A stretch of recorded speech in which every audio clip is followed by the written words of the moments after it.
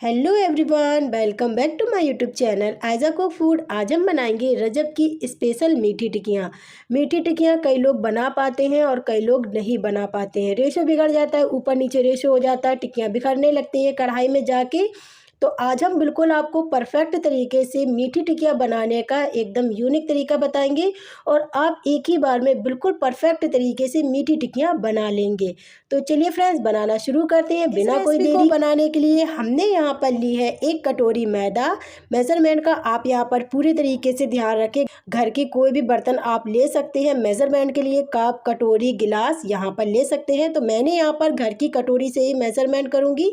तो मैंने यहाँ पर 1 कटोरी मैदा लिया हुआ है। मैदे को मैंने यहाँ पर छान लिया है। तो यहाँ पर एक बड़ा बाउल लेंगे, यहाँ लेंगे बड़ा बाउल और बड़े बाउल में यहाँ पर हम मैदे को डाल देंगे। मैदा डालने के बाद अब हम यहाँ पर डालेंगे आधी कटोरी से कम सूजी डालेंगे। सूजी आप बारीक मोटी कोई सी भी ले सकते हैं, नो टेंशन होके। तो यहाँ पर हम आधी कटोरी से भी कम सूजी डाल देते हैं। आधी कटोरी से कम यहाँ पर हम डालेंगे गरी बुरादा। गरी बुरादा अगर आपके पास हो तो डालें, नहीं तो आप यहाँ पर गरी को कद्दूकस करके भी ले सकते हैं। तो यहाँ पर हम गरी बुरादा डाल देंगे। तो गरी बुरादा भी इसी तरीके से हम डाल देते हैं। आपसे कहा है ना, मेजरमेंट का आप यहाँ पर पूरे तरीके से ध्यान रखें। गरी बुरादा डालने के बाद यहाँ पर हम डालेंगे आधी कटोरी चीनी। तो यहाँ पर मैंने चीनी इसी तरीके से ली है। आप चाहे तो चीनी को पीस सकते हैं मिक्सी के जार में डाल के। तो किसी के यहाँ मिक्सी होती, किसी के यहाँ नहीं होती, तो यहाँ पर चीनी को हम इसी तरीके से डाल देते हैं। तो मैंने यहाँ पर आधी कटोरी चीनी ली हुई है। अगर आप यहाँ पर कम मीठा खाना पसंद करते तो चीनी आप कम कर सकते हो, और अगर ज़्यादा मीठा खाना पसंद करते तो थोड़ी सी चीनी बढ़ा सकते हैं आप। चीनी डालने के बाद यहाँ पर हम डालेंगे 3 टेबल स्पून सफ़ेद तिल डालेंगे। अगर आपके पास हो तो डालें, नहीं तो आप यहाँ पर इसको स्किप कर सकते हैं। अगर डालेंगे तो इसका लुक बहुत ही अच्छा आएगा।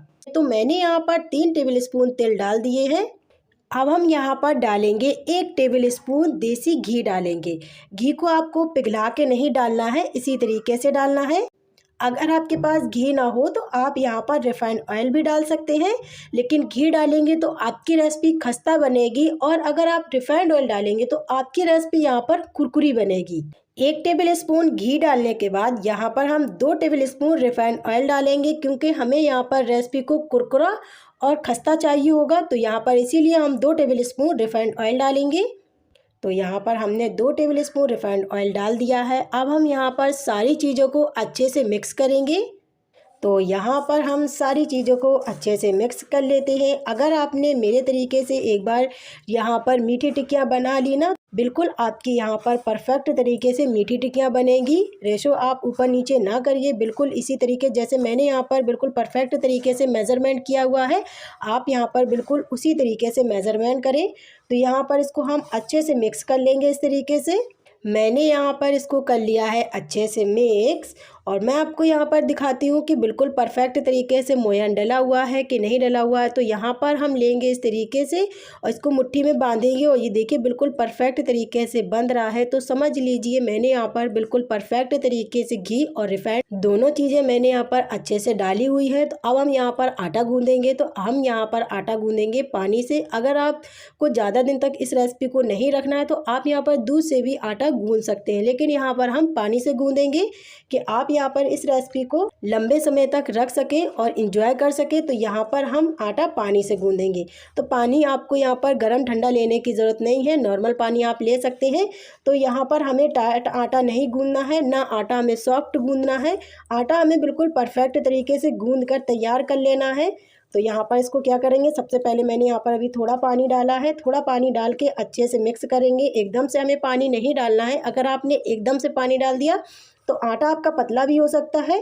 तो यहाँ पर थोड़ा थोड़ा पानी डाल के इसको अच्छे से मिक्स करना है इस तरीके से। मैंने यहाँ पर आटा गूंद लिया है, और ये देखिए हमने यहाँ पर इस तरीके का आटा गूंद कर तैयार किया हुआ है। अब आप लोग यहाँ पर सोच रहे होंगे कि पानी कितना लगा है। तो पानी मैं आपको बता दूँ 4 से 5 टेबल स्पून पानी लगा हुआ है, क्योंकि मैंने यहाँ पर 1 गिलास पानी लिया था और 1 गिलास में इतना ही पानी लगा हुआ है, ज़्यादा पानी बिल्कुल नहीं लगा हुआ है। तो मैंने आपसे कहा था ना कि थोड़ा थोड़ा पानी डाल के इसको गूंदना। अगर आपने यहाँ पर ज़्यादा पानी डाल दिया तो आटा पतला हो जाएगा और आपकी रेसिपी ख़राब हो जाएगी, मैंने आपसे कहा था ना। तो अब हम यहाँ पर क्या करेंगे, इसको हम 10 मिनट के लिए रेस्ट के लिए छोड़ देंगे। 10 मिनट के बाद यहाँ पर हम करेंगे अगली तैयारी। तो इसको ढक्कन से कवर कर देते हैं और इसको 10 मिनट के लिए रेस्ट के लिए छोड़ देते हैं। 10 मिनट हो गए हैं और आटा यहाँ पर अच्छे से सेट हो गया है। आटे को मैंने सेट होने के लिए इसलिए रखा था क्योंकि मैंने यहाँ पर सूजी डाली। सूजी यहाँ पर पानी डालेंगे तो सूजी फूलेगी, तो इसीलिए मैंने यहाँ पर आटे को सेट होने के लिए रखा हुआ था। तो यहाँ पर क्या करेंगे, आटे को हम 2 भागों में डिवाइड कर लेते हैं। तो यहाँ पर इसको इस तरीके से हम कर लेंगे और यहाँ पर इसकी हम गोल लोई बना के तैयार कर लेंगे। इस तरीके से गोल लोई बनाने के बाद मैंने यहाँ पर इसको हाथों से चपटा कर लिया है इस तरीके से। अब हम यहाँ पर लगाएंगे सूखा आटा और इसको हम बेलेंगे। यहाँ लगा लिया है मैंने सूखा आटा। अब यहाँ पर इसको हम बेलेंगे। तो यहाँ पर इसको हम रोटी से थोड़ा मोटा बेलेंगे, इस बात का आपको ध्यान रखना है। इसीलिए मैंने यहाँ पर ढक्कन लिया हुआ है। अगर यहाँ पर चक्के पे बेलेंगे तो ये बेल नहीं पाएगा। तो यहाँ पर इसको हम इस तरीके से हल्के हल्के हाथों से यहाँ पर हम बेल लेते हैं। मैंने यहाँ पर इसको बेल लिया है। अब हम यहाँ पर लेंगे गिलास। आप यहाँ पर कुकीज़ कटर आता है ना, वो भी ले सकते हैं। गिलास हर किसी घर में होता है तो मिल जाएगा आसानी से। और आप यहाँ पर इसको काट सकते हैं। तो मैंने यहाँ पर इस तरीके से इसको काट लिया है। तो यहाँ पर हम सारी टिक्कियाँ इसी तरीके से काट लेते हैं, ये देखिए। और मैंने यहाँ पर आपसे कहा था ना कि हमने यहाँ पर इसको मोटा रखा हुआ है थोड़ा सा, इसी तरीके से हम यहाँ पर इसको काट लेंगे। मैंने यहाँ पर इसको काट लिया है फ्रेंड्स। अब हम यहाँ पर क्या करेंगे, इसी तरीके से बाकी के बचे बेल लेंगे और जितने बेलते जाएंगे यहाँ पर हम इतने फ्राई करते जाएंगे। तो चलिए फ्रेंड्स, चलते हैं अब हम गैस की तरफ। गैस पे रख दिया है मैंने यहाँ पर पैन, आप कढ़ाई भी ले सकते हैं। और मैंने यहाँ पर पैन में तेल डाल दिया है। तेल को हम यहाँ पर गरम करेंगे। तेल को हमें यहाँ पर ज़्यादा गरम नहीं करना है, बस इतना गरम करना है कि यहाँ पर हम टिक्कियाँ डालें और ये अच्छे से फ्राई हो जाए। अगर आपने तेल को ज़्यादा गरम करा तो तेल में जाते ही साथ ही टिक्कियाँ फ्राई हो जाएंगी, लेकिन अंदर से कच्ची रहेंगी। इस बात का आपको ध्यान रखना है। तेल को यहाँ पर हल्का गर्म करना है। तो यहाँ पर हम तेल को हल्का गर्म कर लेते हैं। तेल हो गया यहाँ पर हल्का गरम। तो यहाँ पर आटे की छोटी सी लोई डालेंगे। बिल्कुल परफेक्ट तरीके से यहाँ पर तेल गरम हो गया है। तो अब हम यहाँ पर क्या करेंगे, एक एक करके यहाँ पर हम इस तरीके से टिक्कियाँ डालेंगे। गैस यहाँ पर हम स्लो कर देते हैं और स्लो गैस पे यहाँ पर इसको हम फ्राई करेंगे। तो यहाँ पर जितनी एक बार आ जाएंगे फ्राई होने के लिए, यहाँ पर हम उतने ही डालेंगे, ज़्यादा नहीं डालेंगे और आराम से यहाँ पर इसको सिकने देंगे। फ्रेंड्स, अगर आप लोगों को मेरी आज की रेसिपी अच्छी लग रही है तो एक लाइक कर देना। अगर आप मुझे दिल से सपोर्ट करना चाहते हैं तो please Aiza cook food channel को सब्सक्राइब कर लेना। और आप मेरी रेसिपी कौन से शहर से और कौन से गाँव से देख रहे हैं, कॉमेंट्स करके ज़रूर बताना। जितनी एक बार में आई है फ्राई होने के लिए, मैंने यहाँ पर उतने ही डाले हैं। अब यहाँ पर इसको हम टच बिल्कुल नहीं करेंगे, एक तरफ अच्छे से फ्राई होने देंगे। ये एक तरफ अच्छे से सिक गई है। तो हम यहाँ पर क्या करेंगे, इसको पलट देंगे और अलटते पलटते हुए बढ़िया से सुनहरा होने तक फ्राई करेंगे। मैंने यहाँ पर इसको पलट दिया है। अब हम यहाँ पर इसको दूसरी तरफ भी इसी तरीके से फ्राई कर लेते हैं। अगर यहाँ पर आपका तेल ठंडा हो रहा है तो गैस आप यहाँ पर थोड़ी सी बढ़ा सकते हैं। तो तेल यहाँ पर मेरा ठंडा हो रहा था तो गैस मैंने यहाँ पर लो टू मीडियम कर दी है। मैंने यहाँ पर इसको दोनों तरफ अच्छे से अलटते पलटते हुए सेक लिया है। तो चलिए यहाँ पर इसको हम निकाल लेते हैं और बाकी की बची इसी तरीके से हम फ्राई कर लेंगे। तो चलिए यहाँ पर इसको हम निकाल लेते हैं इस तरीके से। मैंने यहाँ इसको निकाल लिया है और हम बाकी के बचे इसी तरीके से हम फ्राई कर लेंगे। टाइम यहाँ पर ज़्यादा नहीं लगता है, 4 से 5 मिनट लगते हैं इसको फ्राई होने के लिए।